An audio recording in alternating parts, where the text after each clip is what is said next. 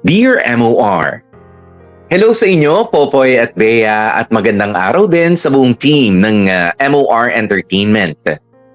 Bago ang lahat, maraming salamat nga pala sa inyong lahat dyan sa MOR.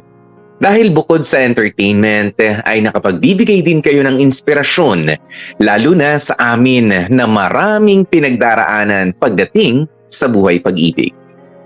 Ako nga pala, si Billy. Nasa 30s na at taga dito sa Bulacan. Isa akong manager ng isang restaurant dati. Pero napagdesisyonan kong gumawa ng sarili kong business. Lalo na nung kailangan na naming tutukan ng misis kong si Ana ang mga anak naming lumalaki na. Kaya masasabi kong full-time business owner at full-time dad din ako. Si Ana ang katuwang ko sa lahat. Bukod sa pag-aasikaso ng family namin ay full support din siya sa business na itinayo ko. Dahil magaling akong magluto at mahilig kumain, napili kong gumawa ng isang maliit na kainan. Lutong bahay pero Instagrammable yung mismong place namin. Maraming salamat na rin sa talent ng asawa ko pagdating sa DIY interior design. Okay naman ang naging simula namin ni Ana. Walang masyadong customer nung una pero unti-unti ay nagkakaroon na rin kami ng mga suki. Lalo na't ang nakuha naming lugar ay napapaligiran ng iba't ibang mga offices.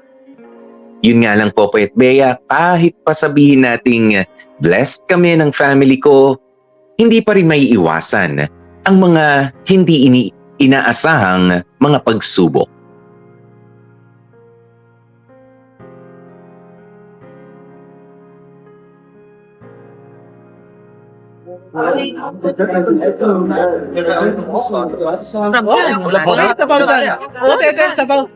Sir, isang pork sisig niyo. Pork sisig, okay. Yung may rice na po ba o for sharing? For sharing. Okay po.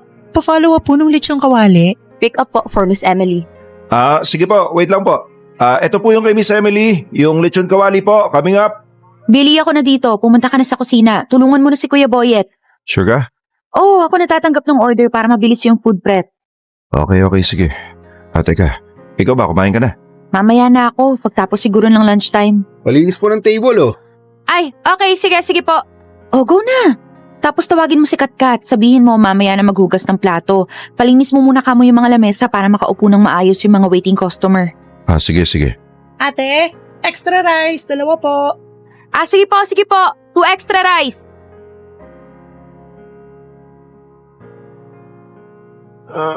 Ay, grabe. Sa wakas, nabawasan na rin ng customer. Hoy Billy, wag mo kami nagpapasalamat yan. Nung nag-uumpisa tayo, lahat ng simbahan dinasalan natin para lang dumami yung tao dito sa kainan natin. Tapos ngayon tuwang-tuwa kang wala ng tao? Sus, ito naman oh. Sinasabi ko na sa wakas makakapagpahinga na tayo. Ano pa ba yung niluluto ni Kuya Boyet? Pang-deliver yun. At least wala nang choice yung customer kundi magantay lang sa bahay o sa office nila, di ba? So paano? Pwede na tayo kumain? Gutom na ako, sobra. Munti ko na ngang sungitan yung isang customer kanina sa gutom ko. Sige, tara. Kuha akong kanin. Ikaw na kumuha sa ulam. Sige, ano bang gusto mo? Oh, Hana. Okay ka lang? Dahan-dahan. Ano ba ginagawa mo? Parang wrong timing yung tayo ko. Teka, okay ka lang ba? Upo ka nga muna ulit. Upo. Grabe. Ano yun? Gusto mo ng tubig? Oh, please, Billy. Parang nahihilo pa rin ako eh. Billy, parang naninikip yung dibdib ko. Ha? Teka, paano naninikip? Teka, aatakihin ka ba? Hindi ko alam, basta masikip. Teka, anong gagawin ko? Anong kailangan mo? Tubig? Electric fan? Ano? Lumayo ka nga, hindi na nga ako makahingi. Ali ka na. Dadali na kita sa ospital. Boyet! Tawag mo ako tricycle o taxi, dali mo! Opo. Ana, gising! Ana! Boyet, dalian mo, utang na loob! Opo. Ana, halika, dadali na kita sa ospital, ha? Diyos ko po. Kat! Magsala ka na! Tapos tawagan mo si na mama! Sabihin mo, sa ospital kami, ha? Dalian mo! Stable naman na po si Ma'am, Sir Belly. Buti na lang nadala nyo dito kaagad kasi at least hindi na ganun kalala yung pwede niyang sapitin. Pero for now, under observation po muna, ha? Although, I can assure you na she's out of danger na. Thank you po, Doc. Balik na lang ako ulit mamaya pero yung reseta nasa inyo na po ano? Yes po. Okay, good. Bilhin mo na lang muna lahat, sir, ha? Tapos sundin yung tamang oras ng pagpapainom. Yes po, Doc. Sige po, see you later. Thank you po ulit. Ingat po kayo. Okay. Ay, hello po, Doc. Ay, hello. Ingat po. Thank you. O Boyet, asan na si Mama? Papunta na po.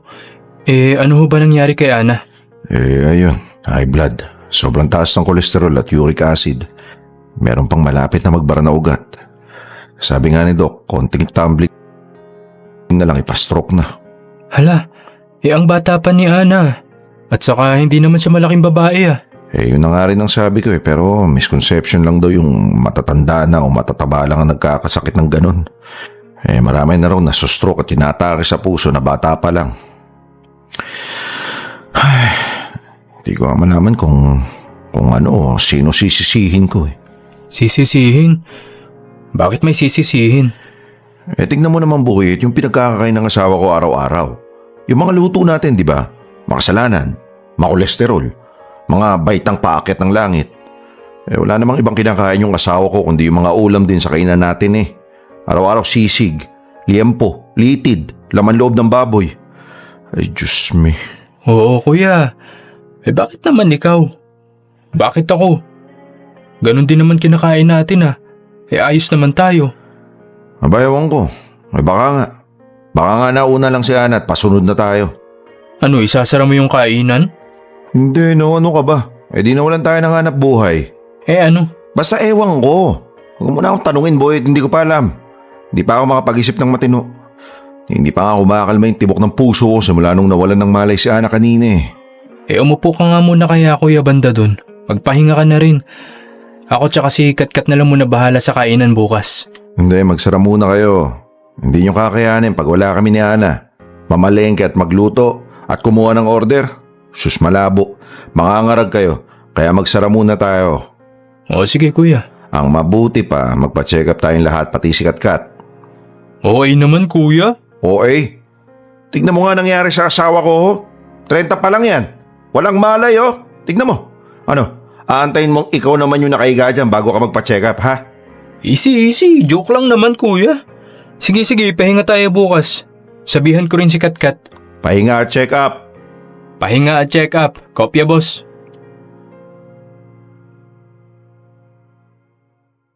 Popoy at Bea, yun siguro ang isa sa mga pinaka nakakatakot na pangyayari sa akin. Kasi muntik na nga raw ma-stroke si Ana. At never ever kong na-imagine na magkakagano ng asawa ko kasi una sa lahat, bata pa siya. Mukha naman din siyang healthy. Hindi naman siya overweight. Wala silang history ng sakit sa puso o high blood sa pamilya niya. Pero ganun naman daw kasi talaga. Wala naman daw sa panlabas na itsura at wala rin sa edad. Kaya nga marami kang nababalitaan dyan na nasa 20s pa lang o 30s pa lang ay namatay na sa iba't ibang komplikasyon sa puso. Natakot talaga ako noon. 3 araw na sa ospital si Ana bago pinayagang makauwi. At pagtapos nga noon ay todo bantay na ako sa kalusugan ng asawa ko. Iwas na sa mga inihahanda kong pagkain sa kainan. Palagi na kaming nagbabaon ng gulay at ng isda. At bukod doon, talagang total lifestyle change kami ni Ana. Pinayuhan kami na mag-exercise at magkaroon ng active extracurricular activities.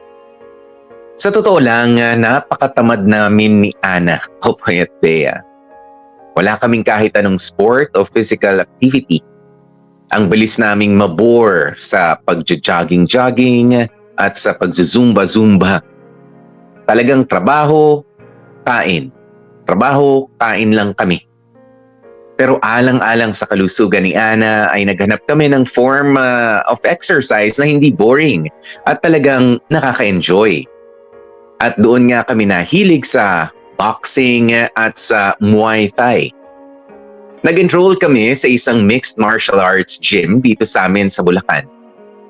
Doon na rin namin na-discover na may sariling community ang mga MMA o boxing enthusiast.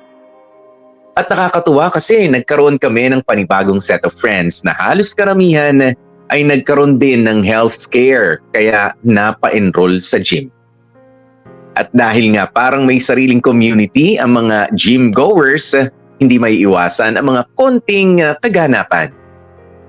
Hindi nyo na itatanong, Popoy at Bea, best friend ko rin si Ana. Partner kami sa lahat ng bagay, lalo na nga sa chismisan.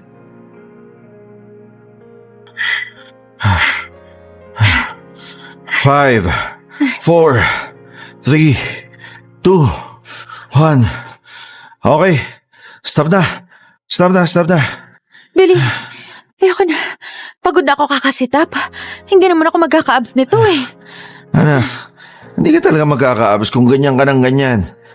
Ano bang iniisip mo? Isang upuan lang mawawala yung taba mo at lilitaw yung abs mo? Ayoko naman ng abs eh. Eh sino ba kasi may sabi sa'yo na magpunta tayo dito at magka-abs ka?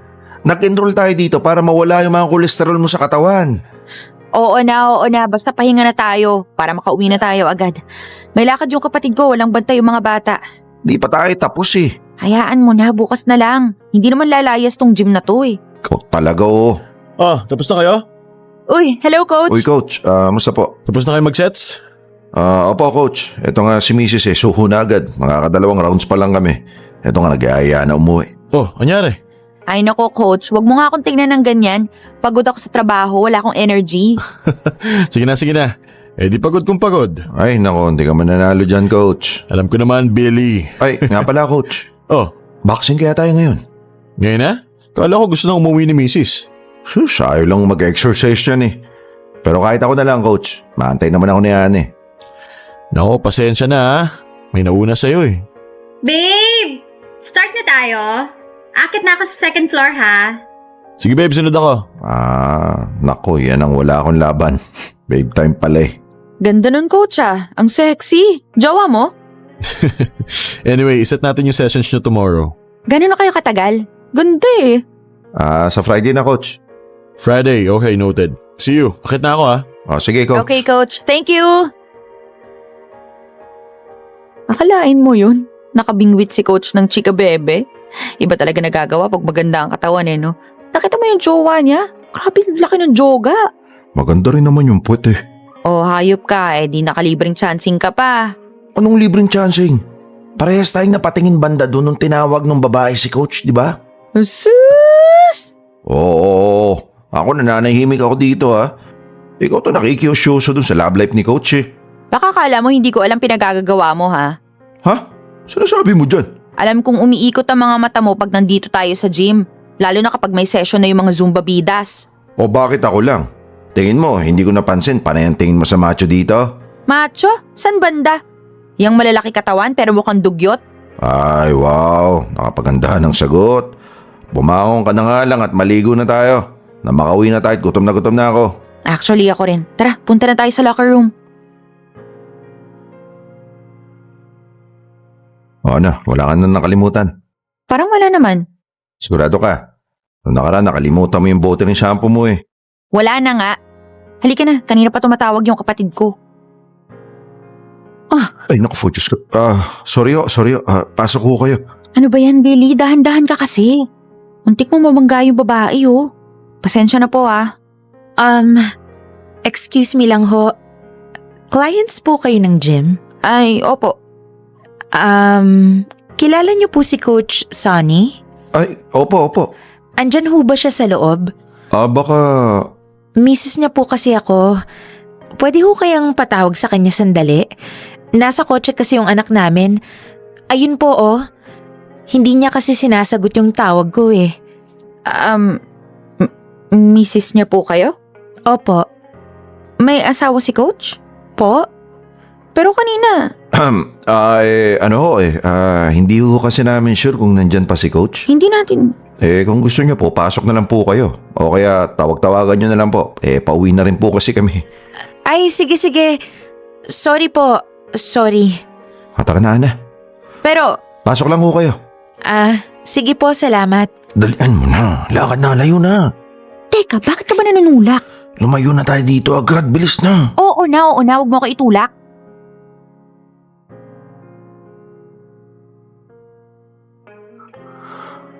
Ana, anong gusto mong dinner? Yung mga bata may bistek na eh. Ikaw, gusto mo ba mag-salad na lang pero yung may chicken? O mag-steam na lang ako ng isda? Huy, Ana. Kinakausap kita eh. Ba't ulala ka dyan? Sustig naman tong babaeng to. Nagbibingi-bingihan pa. Huy, Ana. Anong problema mo? Nagtanong ka pa. Hamba kung alam ko na kung anong kinakatoyo mo dyan, hindi sana kanina ko pa ginawa ng paraan. Ito naman parang di ako kilala. Hindi kasi kita magets, Billy. Okay, yan na. Kanina sa gym, parehas naman nating na-realize na nambababae si Coach. At yung kawawang misis niya, hinahanap siya. Pagkakataon na yun eh.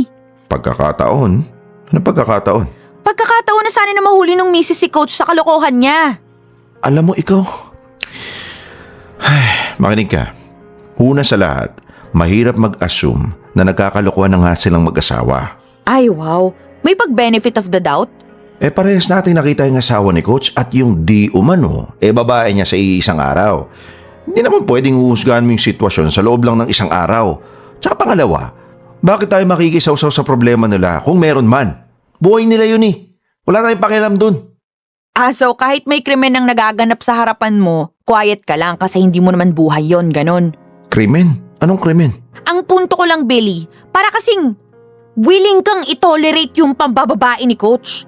Uy, hindi ah. Parang pikit mata ka na lang. Kasi ano nga bang paki natin ha? Kaibigan ba natin sila ha? Si Coach medyo-medyo lang pero kailan lang natin nakilala yung taong yun eh. O edi sige, papalitan ko ang punto ko. Kapag ikaw, Ba't nasama na naman ako? nahuli kong may ibang babae sa gym na yon o kahit saan, tandaan mo, hindi mo na kami makikita ng mga anak mo kahit kailan. Sus, ang layo naman ng talo ng punto mo. Kasi kung willing kang pagtakpan yung coach na yon, Hindi ko naman kasi... hindi, makinig ka. Kung willing kang pagtakpan yung kapwa mo lalaki, malamang sa malamang baka sila rin pagtatakpan ka mula sa akin. Puds ko, Ana. Alam mo, magbiste ka na lang. Parang hangin na yung laman ng utak mo kakadayet eh. Halika na. Tumayo ka na dyan, kumain na tayo. Gutom lang yan.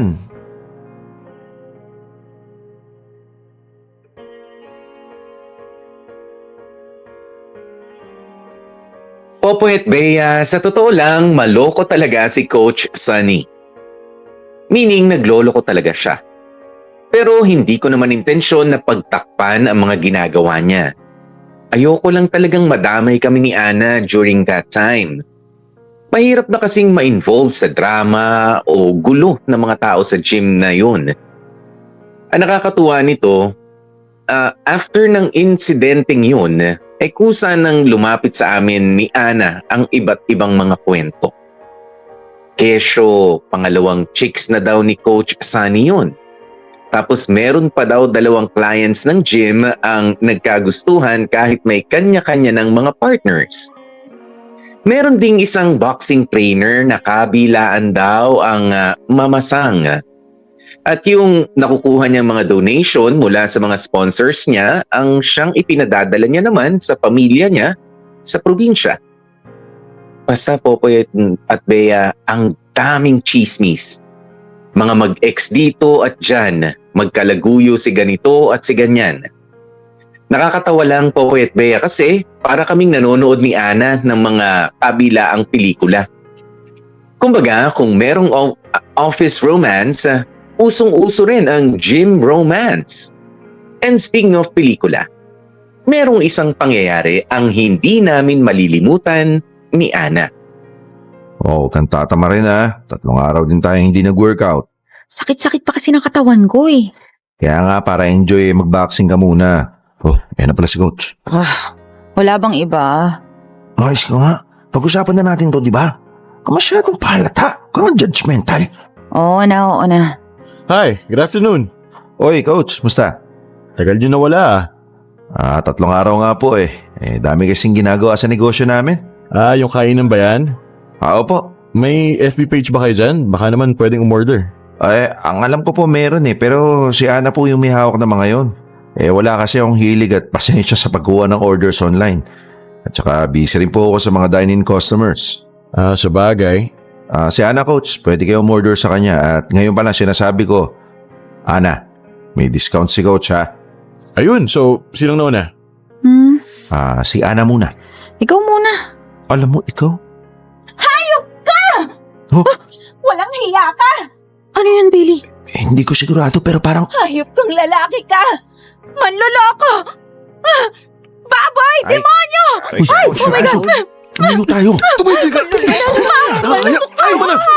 Sis pa niya? Pinag-aawa sa amin ng anak mo! Nagtatrabaho ako araw-araw! Pinagsisilbihan pa kita! Tapos ganito lang yung gagawin mo sa akin, ha? May anak tayo! Demonyo ka! Kaya, tama na! Hindi ka na naawa sa amin! Babae pa man din yung anak mo! Hayop ka! Nakakahiya ka! Wala kang utang na loob! Sabi na tama na, Maray! Tapos Huwag dito! sakripisyo ko sa'yo, wala kang kwenta! Mag-usap tayo, tama na! Tama na! Ano ba? Halika! Doon tayo! Doon tayo sabi! Asan siya, ha? Asan yung malanding babaeng yan? Papatayin ko kayo, mga baboy! Tumigil ka na! Tama na! Masasaktan ka sa akin! Uy, coach, easy lang. Hoy, coach! Ang kapal naman ng mukha mo! Sunny, Mara, doon tayo sa labas mag-usap. Isa ka pa! Matagal mo nang alam yung pinaggagawa ng hayop na to, no? No! Pero wala kang sinabi sa akin! Konsentidor! Ninong ka pa man din namin sa kasal! Hayaan mo sila mag-away! Ana, Nang mapahiya yung walang yang lalaking yan! tumigil ka na. Ka na makisali. Kayong lahat dito! Alam niyo to, di ba? Naku, wala po kaming alam. Anong wala? Please lang, huwag ka nang makijun sa eksena, Ana. Utang na loob. Mara, relax ka lang muna. Bumaba muna tayo at doon tayo mag-usap-usap. Dahil wala ring matutulong ang pag-hysterical mo dito. Pare-parehas lang tayong napapahiya sa mga taong wala namang kinalaman at hindi kailangang madamay sa problema niyong dalawa. Kaya please lang, sumunod ka muna sa akin, sa baba tayo mag-usap.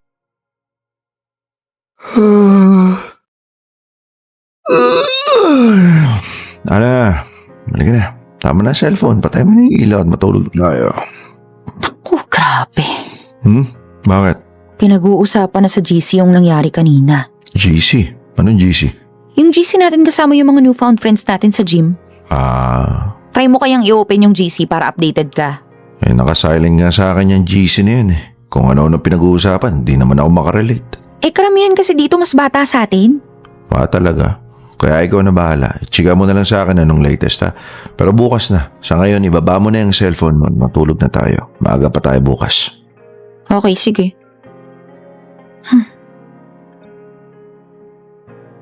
Ma, ano iniisip mo? Wala naman. Parang nashook lang ako sa mga naganap today. Na ano? Na-shocked? Na-shock? Ano ka ba? Okay. First time kasi natin nakakita ng ganun. Well, ako first time ko na makawitness ng sugura, ng bonggang-bonggang pamamahiya. Tapos ngayon, laman na sila ng GC. Kung ano-ano mga nilapag nilang witness statement. Yung mga moment na nakita nila magkasama si coach tsaka yung kabit niya. May isa pa nga hinatid nung misis si coach sa gym. Pag-alis nung misis, lapit agad yung kabit. Yung mga ganun ba? Ano bang ine-expect mong mangyari? Malamang sa malamang. Talaga magiging laman sila ng mga usapan kung saan. Dami nakakita sa iskandalo kanini. Kawawa yung babae. Sino dun? Malamang yung misis, ba't ako maaawa dun sa kabit? Tinatanong lang, ito naman masyadong invested sa drama eh. Huwag ka nga masyado nakikisaw-saw sa kung saan sa mga usapan ha. Quiet ka lang. Ay, nakakaawa lang kasi. Halos lahat ng tao, ultimo mga kaibigan nila mag-asawa, alam na may kabit siya. O mga kabit. Itong si coach. Pero, ni isa walang naglakas na loob sabihin doon sa misis. Kaya ikaw, Billy Yan ka na naman. Dadamay mo na naman ako. Makinig ka lang. Ano? Kapag hindi mo na ako mahal, sabihin mo lang. Kapag may nakita kang iba na mas maganda, mas sexy at mas gusto mong makasama, sabihin mo agad sa akin. Ay, ako. Ibibigay ko agad sa iyo yung kalayaan mo, no? Hindi ko ipipilit ang sarili ko sa'yo. Kasi gusto ko masaya ka. At gusto ko maghiwalay tayo ng hindi nagkakasakitan. Yung may respeto pa rin tayo sa isa't isa. Naiintindihan mo? Ay, okay na. Tapos ka na ba magdrama? Halika na, tulog na. Billy, seryoso ako. Oo, alam ko, gets kita. Pero hindi mo kailangan mag-alala kasi hindi naman ako titingin sa iba.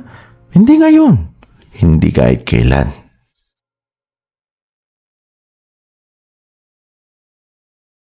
Popoy at Bea, si Ana yung tipo ng babae na dinadamay ako sa lahat na lang ng mga nakikita, napapasa o napapanood niya. Siya rin yung tipikal na tinutoyo kapag ka napapanaginipan niyang niloloko ko siya. Malaki ang takot niya na maging katulad ko yung mga lalaking nababalitaan namin na nambababae. Pero ilang beses ko rin naman sinasabi sa kanya na hindi ko gagawin yun. Oo, aaminin ko, minsan ay napapatingin tayo sa magagandang babae, pero hanggang tingin lang, mabilisan pa nga. Wala yung hahanapin pa sa social media o kukunin pa yung cellphone number. Hindi naman tayo ganon. At eto, walang halong biro. Ipinapanalangin ko palagi na sana ay hindi ako mapunta sa ganoong klase ng sitwasyon. Huwag sana akong lapitan ng matinding tukso. Bigyan sana ako ng Diyos ng lakas ng loob para iwasan ang mga maling gawain. Kasi sa isip ko, during that time, Popoy at Bea, maswerte na ako sa asawa kong si Ana. Mabait, maasikaso, malambing, matalino, at maaasahan talaga si Ana. Bukod doon submissive din siya. Pero hindi dahil sa mahina ang personality niya, kundi dahil malaki ang tiwala at respeto niya sa akin. Isa pa, kapag ka nasira kami mag-asawa, masisira din ang buhay ng mga anak namin. Mawawalan sila ng kumpletong pamilya. Yun, Popoy at Bea, ang naging sandata ko laban sa mga dumaan at dadaan pang pagsubok sa aking pagiging padre de familia. Dear MOR, ang mga kwento ng puso mo. Dear MOR, Hidden Files. Popoy at Bea, lumipas ang ilang linggo, unti-unti rin humupa ang mga issue at chismisan sa gym. Pero dahil sa nangyaring iskandalo ay lumipat ng ibang gym si Coach Sunny. At doon na nga naging komportable si Ana sa pagpunta namin sa gym na yon. Dati kasi ay iniiwasan niya maging tropa kami ni Coach Sunny.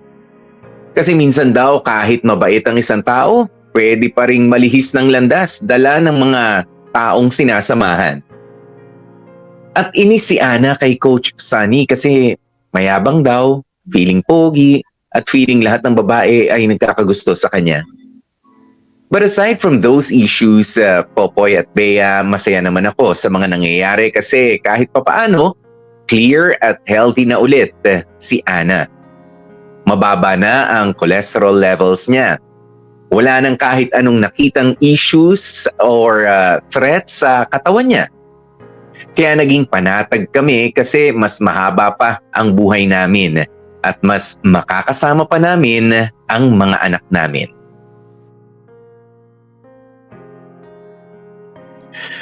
January, February, March, first quarter total. Mababa pala benta ng first quarter ng taon. Yan ang pinakamababa. Buti nakabawi. Whew. Billy, halika na! Ano yun, Ana? Halika na! Nakabihis na ako! Ha? Nakabihis? Halika nga sandali dito, hindi kita magets Oh, bakit hindi ka pa nakabihis? Anong oras na? Teka, saan ba tayo pupunta? Magwo-workout, malamang. Ay, oo nga pala, no? 2 days na tayong absent, di ba? Sayang yung binayad natin para sa unboxing. Matatapos na yung buwan, nakakailan pa lang tayo. Ay, dami ko pa kasing tatapusin Mamaya na yan, mag-workout muna tayo. Hinahanap na to ng accountant natin Malapit na yung filing ng buwis. So ano? Hindi na naman tayo makakapagpapawis. Pag ako talaga tinamad na ng tuluyan sinasabi ko sa'yo, Billy. Nagsasayang ka lang ng pera kaka-enroll natin sa gym na yan tapos wala ka rin palang balak panindigan. Nung isang araw, yaya ka ng yaya tapos etong pwede na. Magsisingit ka pa ng kung ano-anong gagawin. Kanina umaga sabi mo mamayang hapon. Tapos ano? Nakalimutan mo. Labo mo kausap, nakakairita ka na O teka, easy ka lang. Pwede namang ikaw na lang pumunta doon. Kaya mo naman Nagagawa mo naman. Bakit kailangan ka pang mainis sa akin ng ganyan? Pasensya na, may kailangan talaga akong tapusin eh. Sige na, umalis ka na ngayon, mag-boxing ka na ha. Dalihan mo at alas 5 lang yung last class nila para sa boxing. Dali na! Ay naku talaga nga alis ako. Iiwan kita kasi ang labo mo kausap. Diyan ka na nga. Sus, metong asawa ko. Oo. Magkakaroon na siguro kalit-lit na bagay. Ako. Teka, tumatawag na yung accountant to. Tapusin ko na nga to. Hello? Oo, Miss Sarah.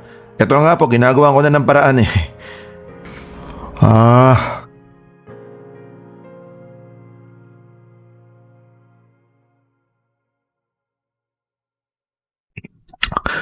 Nako, sakit ata ng likod ko. Pati mata ko. Hirap talaga kapag filing na sa BIR. May nag-chat pa kasi anong papasundo to. Sino to? Niloloko ka ng asawa mo. Gago to ah. Sino ba to? Check ko nga. Oh, friends kami. Pero walang laman yung profile niya. Hindi ko naman to kilala. Teka, may message ko nga. Sino ka? Si camera ata to eh. O kaya naman prank. Pero paano kami naging friends sa FB? Kago naman nito. Pero sige, patulang kita saglit. Ayun, sumagot na. Telegram, Google Drive. Ano daw? Telegram? Telegram? Papadala ako ng Telegram. Meron pa ba nun? Tsaka Google Drive. Google Drive, yun yung alam ko. Kuya, kain. Sige, ito na. Teka, ano bang re-reply ko dito sa... Asan yan? Asan yung convo namin? Oh, nawala. Bakit nawala?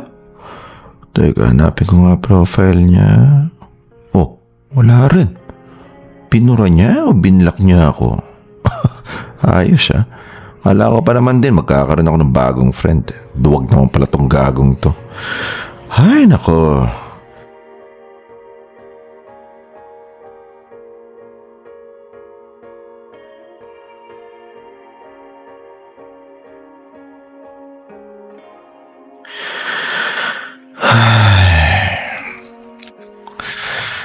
Parang di ako mapakali.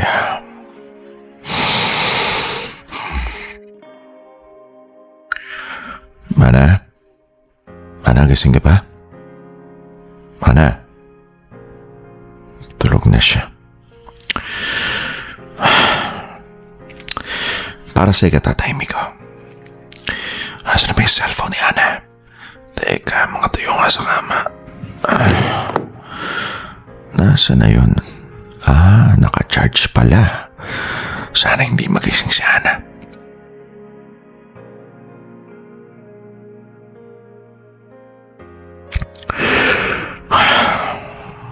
Tama ba itong gagawin ko? Napakialaman ko tong cellphone ng asawa ko.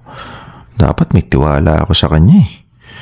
Wala naman kasi ako nakikitang sinyalis na may ginagawa siyang kalokohan. Kasama ko nga siya alas 24 oras eh.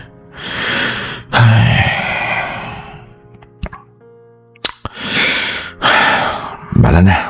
Para sa tatahimik ng isip ko. Okay, Telegram. May Telegram app kaya siya. Meron nga. Ana, utang na loob. Sana troll lang yung nag-message sa akin. Utang na loob talaga. Bakit ako kinakabahan? Buksan ko na nga.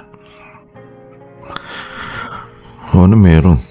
Kilala ko naman yung nasa contacts niya. Teka, sino tong isang Sunny? Sinong Sunny to? Coach Sunny? Open ko nga.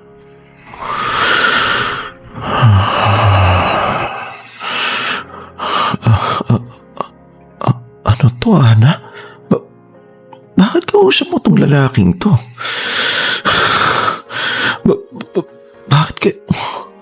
Bakit kayo nagpapalitan ng litrato? At bakit? Ano to? Ano to? Sige pa. Sige pa? Sarap.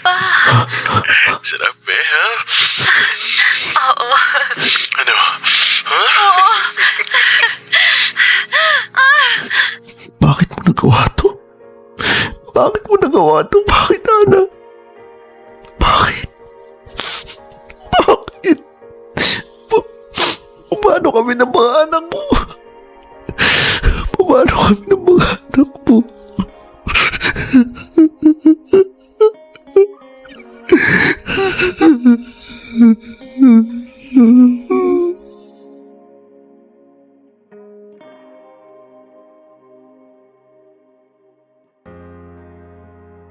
Popoy at Bea, para akong nawala sa sarili ng oras na yon. Lutang, nanlalamig, habang kumukulo rin ang dugo. Parang may bomba na sumabog sa mukha ko. Binasa ko ang lahat ng usapan nila. Binasa at pinanood ko lahat. Dahil bukod sa mahabang usapan na may mga salitang, "Ang sarap mo," "Akin ka na lang," "Miss na kita," ay meron pa silang palitan ng 3 sex videos, 12 selfies, and 4 nude selfies. At pagkatapos ko basahin lahat, ay inulit ko pa ng isa pa. Pinilit kong itatak sa utak ko ang imahe ng isang babae na kamukha ng asawa ko. Kapangalan ng asawa ko. Pero hindi ko sigurado kung sino siya. Pagkatapos noon ay inulit ko na naman ng pangatlong beses, pero this time, kumuha na ako ng screenshots.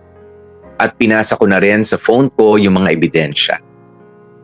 Pagkatapos sa Telegram app, ay saka ko inisa-isa yung mga messaging at sharing app sa cellphone ni Ana. Natuntun ko nga ang Google Drive niya. At doon marami pa akong nakita. Meron silang shared folder ng kalaguyo niyang si Sunny. At comedy lang kasi nandun naman ang mga wholesome pictures nila.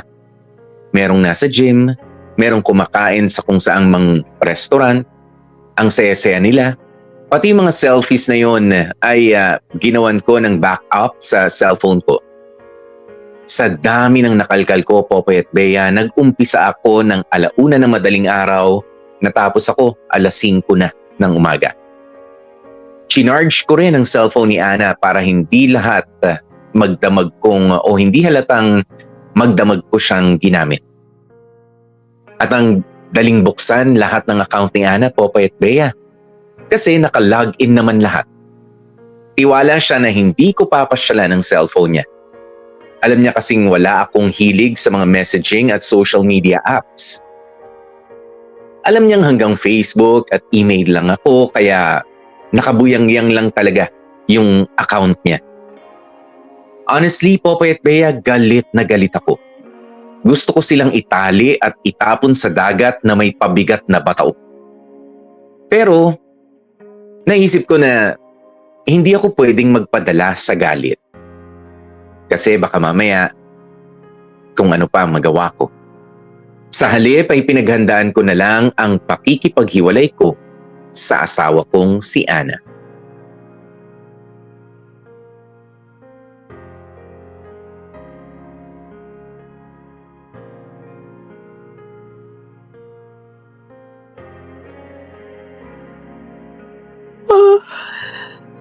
Billy, san ka? Andito sa kusina. Oh, bakit ang aga mo yatang nagising? Bubukas ako ng kainan. Linggo? Meron kasing event daw malapit sa pwesto natin. Parang fun run o fundraising, parang ganun. Sayang yung kita. Ah, okay. Sige, maghahanda na ako. Wag na. Kami na lang ni Boyet. Half opening lang naman Hindi naman yung buong pwesto. Tamang makapagkape lang yung mga attend ng event. Wala naman akong gagawin Samahan mo na lang yung mga bata. Gusto nila pumasyal sa lolo't lola nila. Ah, talaga ba? O sige, akong bahala. Gisingin mo na rin. Mahaba ang biyahe niyo. Mahirap nang mainitan sa biyahe yung mga bata kapag tanghali kayo umalis. Ah, sabagay. Sige, ako nang bahala. Gisingin ko na sila.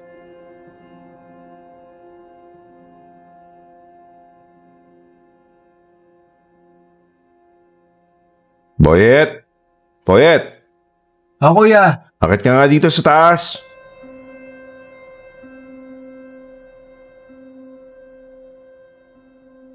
Kuya? Ba't nakalabas mga maleta mo, kuya? Sila ate mo nakaalis na.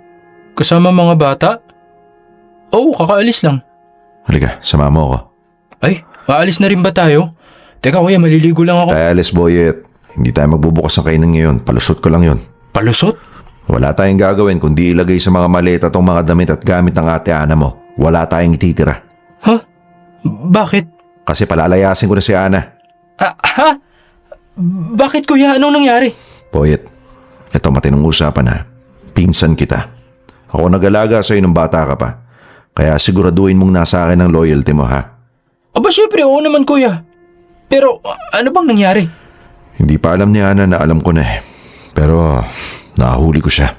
May ibang lalaki. Hala, di nga kuya. May pictures ako, screenshots. At di ka maniniwala, may sex video sila. Anak nang. Nakita ko lahat ng isang gabi lang. Anong gagawin mo kuya? Palalayasin ko nga siya. Hiwalay? Malamang palalayasin ko nga, di ba? Yung mga bata? Dito sa akin, syempre. Sa bagay malalaki na sila. Wala namang pupuntahan niyang si Ana kundi sumiksik dun sa kamag-anak niya. Kaya hindi niya pwedeng isama yung mga anak ko. Doon siya sa kabit niya kung gusto niya. Kaya sige na, umpisa mo na maglagay ng mga damit dyan sa pulang maleta. Pasalamat siya at ibibigay ko pa sa kanya tong malaking maleta ko.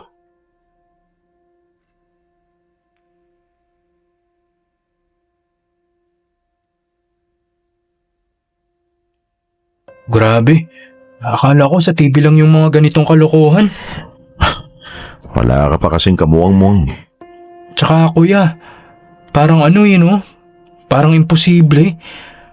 Parang sa pagkakakilala ko kay Ate Ana, parang malabo niyang gawin eh.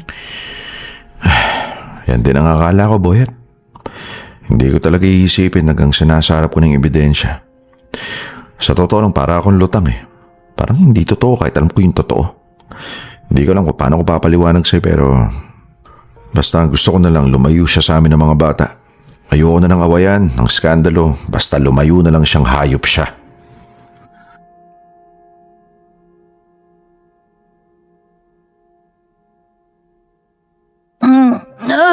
Grabe. Nakakapagod today. Extra likot ng mga bata.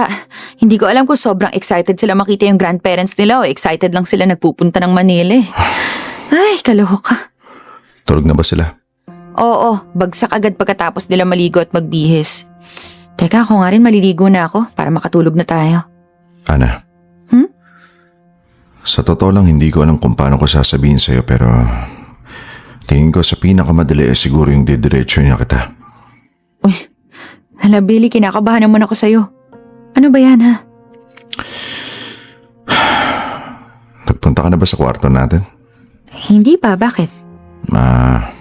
Bakit? Uy, ano ba yan ha? May 3 malalaking maleta sa garahe. Andun lahat ng damit at mga gamit mo. Sinigurado namin ni Boyet na wala kang natira.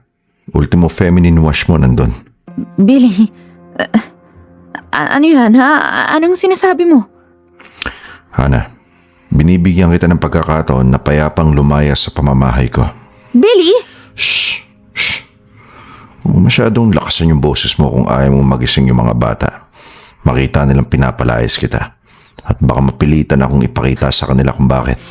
Billy, ano bang pinagsasabi mo? Nakakairita ka na ha? Si Coach Sunny. Oh my God. Telegram? Sex videos?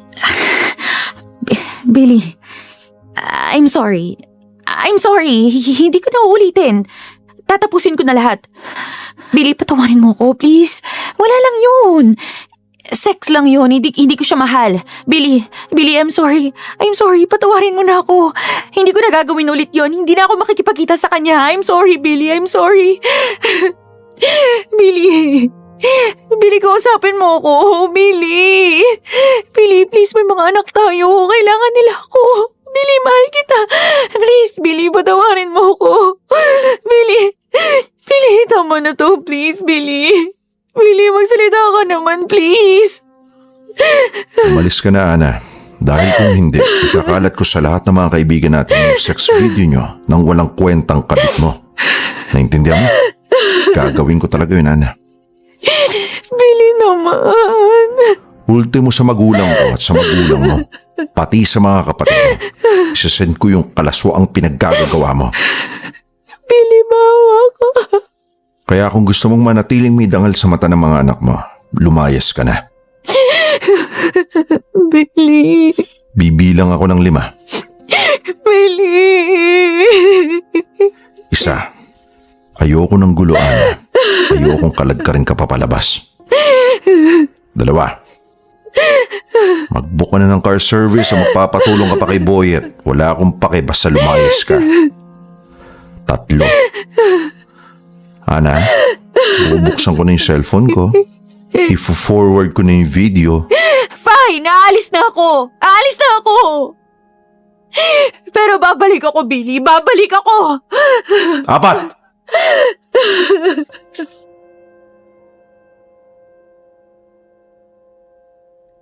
Popoy at Bea, umalis nga si Ana at tumuloy sa isa sa mga kapatid niya. Sa totoo lang, masasabi kong naging payapa naman ang hiwalayan namin. Wala munang ibang taong nakaalam maliban kay Boyet at sa mga kapatid ni Ana. Pinili muna naming manahimik kasi sa totoo lang hiwalayan pa lang ang nasa plano ko. Hindi ko pa sigurado ang mga susunod na hakbang na kailangan kong gawin. And speaking of mga kapatid ni Ana, wala silang ibang ginawa kundi ang i-message ako na patawarin ko na raw si Ana. Alang-alang daw sa mga bata. Siyempre, gagamitin nila ang mga bata para lumambot ang puso ko. Ang hindi nila alam, expected ko na lahat ng litanya na pwede nilang gamitin. Kaya baliwala na sa akin ang mga pagsusumamo nila. At ito ang nakakatawa, Popoy at Bea. Nung una, napakabait at humble pa ng kampo ni Ana. Pero nung wala silang makuhang kasagutan mula sa akin, ay ayan na. Saka na lumabas sa mga tunay nilang kulay. Kesyo, ang sama ko daw, walang puso, walang awa, feeling perpektong asawa. Kesyo baka may babae rin daw ako. Baka raw hindi ko trinato ng maayos si Ana kaya naghanap ng iba. O diba? Ang galing. Ako pa ang binabaliktad nila ngayon. Ang hindi nila alam, wala akong panahon na makipagbardagulan sa kanila. Hindi ko sila papatulan dahil hindi na magbabago pa ang isip ko. Ang katwiran ko, Popoy at Bea, kung alam lang nila kung ano ang itsura ng kapatid nila habang nakikipagtalik sa ibang lalaki, ay parang kambing na sinasapian. Parang animal na animal. At sa paglipas ng mga araw at linggo, bukod sa mga kapatid ni Ana, syempre, dumating din sa point na kailangan ng malaman ng magulang ko at ng mga anak ko ang nangyayari. At heto na nga, Popoy at Bea, hindi ko alam kung sang-ayon kayo pero sinabi ko ang totoo sa mga anak ko. Nung una kasi, sabi ko sa kanila may out-of-town work ang nanay nila. Pero syempre, hindi na uubra yun kapag sobrang tagal na. Hindi pa rin nila nakikita ang nanay nila.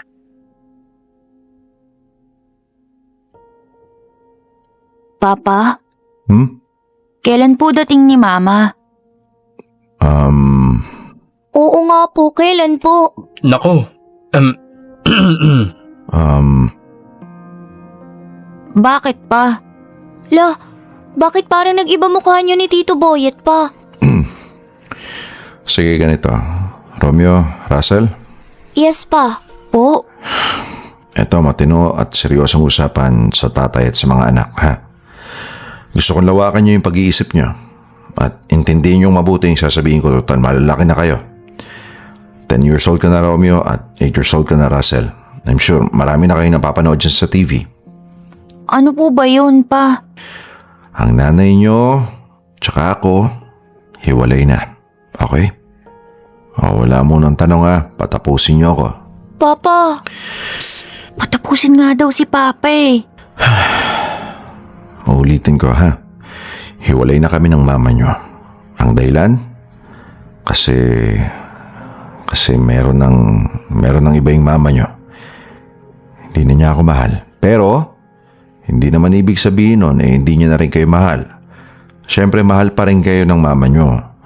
At makikita niyo pa rin siya, makakasama niyo pa rin. Pero, hindi ko sigurado kung kailan. Ngayon, eto, makinig kayo, ha. Darating din tayo sa point na kayo na magde-decide kung kanino nyo gusto tumira. Yan. Kung may mahanap na bahay yung mama nyo na komportable kayo at maayos yung lugar, okay yun. Pero ngayon pa lang, hinihiling ko na sa inyo na dito lang kayo sa akin tumira. Kasi kaya kong alagaan kayo ng mabuti. At syempre, basta, sana dito lang kayo sa akin kasi mahal ko kayo. Mahal na mahal ko kayo.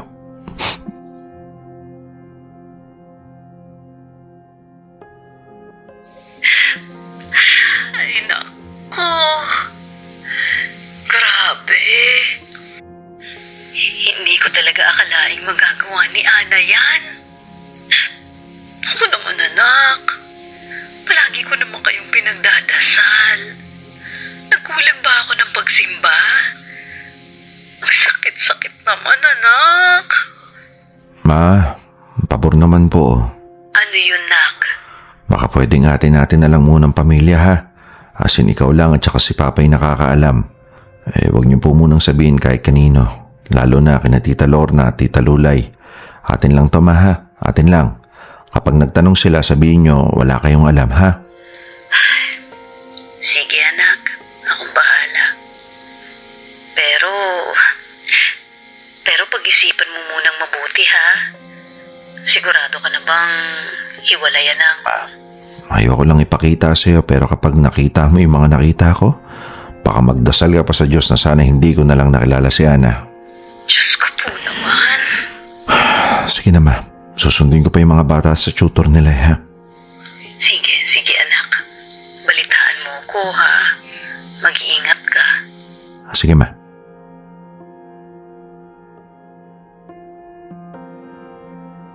Kuya. Oh, Nasa sala si Ate Ana. Mukhang galit eh. ano naman ang ikakagalit nun? Puntahan mo na. Tatakot ako eh.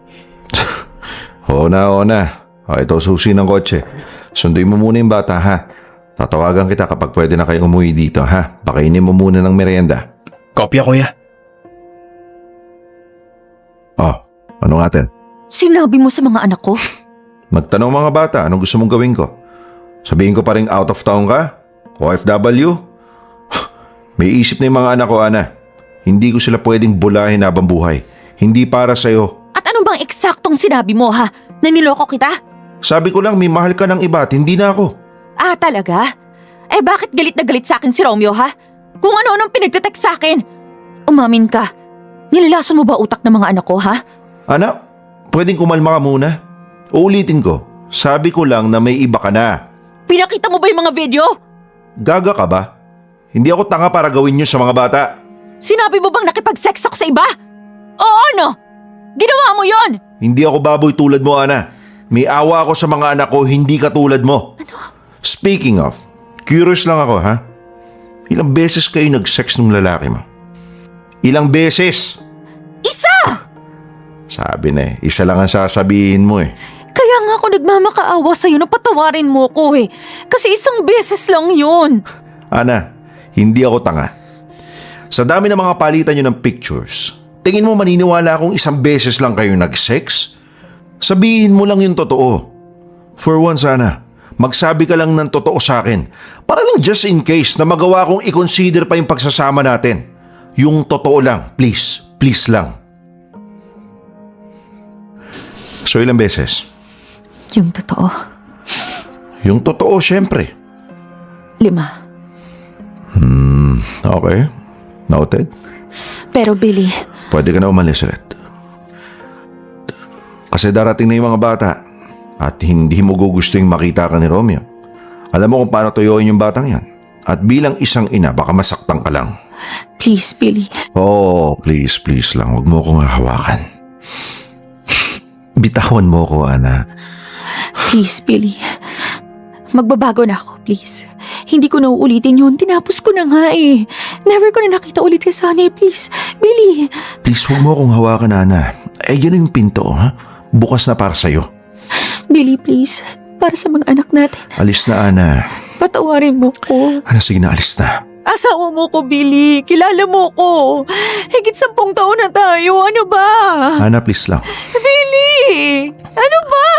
Darating na yung bata, ayoko makita ka nila unless gusto mong si Romeo magpalaya sa'yo. Billy, maawa ka sa akin. Isa pang chance. Mahal kita. Please Mahal lang, na bitawan mahal mo na kita. ako. Wala tayong Natukso lang ako. pag-uusapan. Billy, maawa ka. Kailangan ako ng mga bata. Mahal ko mga anak ko. Billy, please. Isa pang chance. Billy, maawa ka. Utang na loob. Alis na sabi!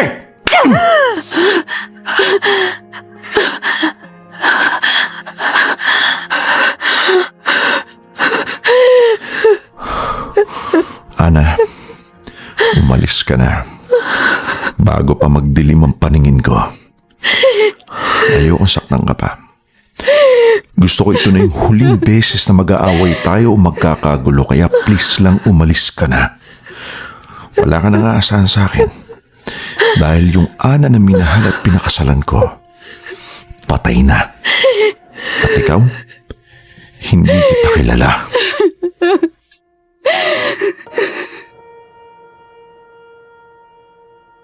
Popoy at Bea, sa ngayon halos alam na ng mga taong malalapit sa amin na hiwalay na nga kami ni Ana. At oo, sinabi ko ang totoo na niloko niya ako. Alangan namang umisip pa ako ng palusot para kay Ana. Pero syempre, hindi ko na isinama yung buong detalye kung papaano, sino at kung anong pruweba ang mga nakita ko. Yun na lang ang tanging magagawa ko para kay Ana bilang ina pa rin naman syempre ng mga anak ko. Ang itago na lamang ang bulok niyang sikreto. Pero kung tatanungin mo ko kung anong nararamdaman ko para kay Ana, simple lang ang sagot dyan. Wala na. Legit, walang halong biro, Popoy at Bea, biglang nawala ang pagmamahal ko sa kanya. Hindi ko ma-explain kung papaano pero I just don't care about her anymore. I really don't. As in, wala na akong pakialam kung ano man ang gusto niyang gawin sa buhay niya. For as long as huwag niyang pakikialaman ang buhay ko at yung mga desisyon ko para sa mga anak namin. Pag nabasa niyo at nakita niyo ang mga nakita ko, Popoy at Bea, maiintindihan niyo rin ang nararamdaman ko.